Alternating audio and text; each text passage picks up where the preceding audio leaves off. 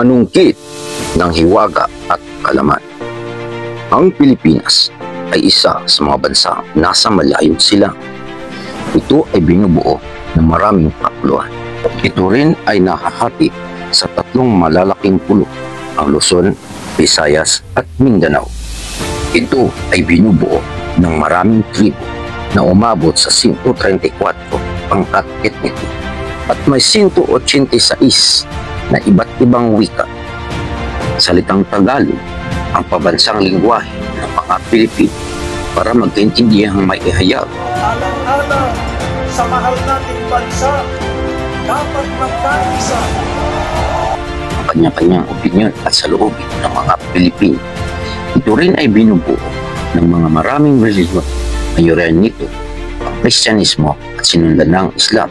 Ang Kristyanismo naman ay nahahati sa maraming pangkatin at sekta.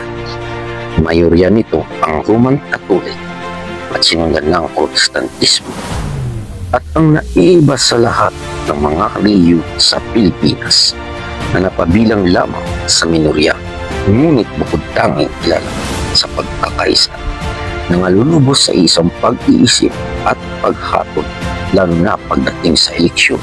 Walang iba kundi ang Iglesia ni Cristo, kilala sa tawag ng mga Iglesia ni Cristo na Unity Vote.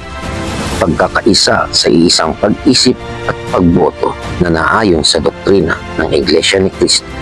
May mga suhestyon na ang bansang Pilipinas ay watak-watak. Hindi magkasundo ang mga Pilipino. Magulo at masalimuot ang sistema ng gobyerno at pamamahala nito magbuhat pa noon at hanggang sa ngayon. Ito'y sa kadahilanan na ang Pilipinas ay binubuo ng maraming kapuluan, maraming tribo o pangkat etniko, maraming dialekto, maraming relihiyon at iba't ibang pamantayan. Ngunit ang mga kritisismo ito ay pawang walang katuturan.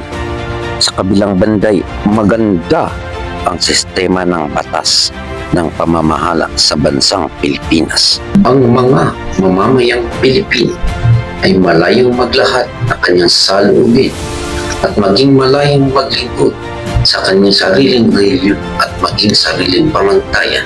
Ang Republika ng Pilipinas ay naaayon lamang sa malayang mamayang Pilipino. Sa kasalukuyan, ang ating bansa ay naging magulo at masalimuot ang sistema ng pamamahala nito. Ito'y sa kadahilanan sa ugaling immoral. May mga namiminuno na sakim at gahaman sa impluwensya at kapangyarihan. Pagkaroon ng preserbasyon sa kanilang mga sarili na layong mapahaba at mapanatili sa posisyon.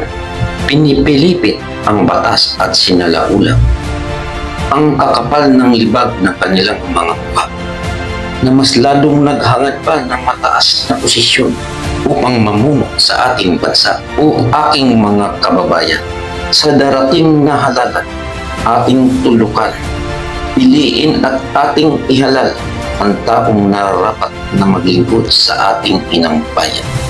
May takot sa Diyos, lumalaban sa korupsyon at katiwalian, gumagawa ng hakbang upang maibsan ang suliraning panlipunan, lalo na ang kahirapan. Sapagkat habang may buhay, may pag-asa.